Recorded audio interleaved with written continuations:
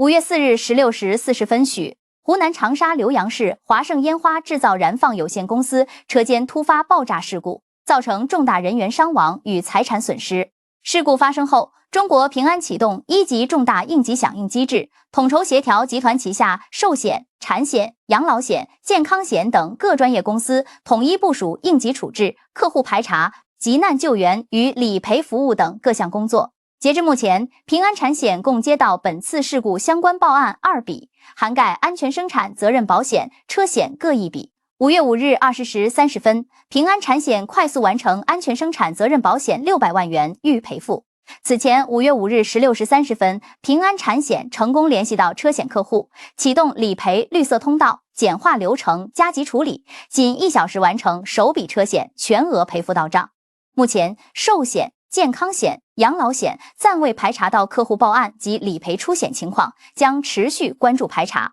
获悉事故消息后，中国平安迅速成立重大突发事件应急小组，确保信息渠道畅通，指令传递迅速，资源调度高效。现场工作小组于5月5日上午抵达浏阳事故现场，从产品、理赔、渠道等多条线开展承保排查工作，并与当地政府、应急管理部门等保持密切沟通，全力配合支援善后处置工作。目前，浏阳当地机构的理赔人员已前往收治伤员的医院，开展现场排查与客户慰问工作。与此同时，中国平安旗下产险、寿险、健康险、养老险等均已快速启动重大突发事件应急预案，成立应急处理小组，核实排查客户情况，推出急难救援服务举措，开通快速理赔绿色通道、7×24小时救援服务，简化理赔材料、个案预赔服务、医疗费用垫付、无保单理赔服务等多项应急和救援服务举措。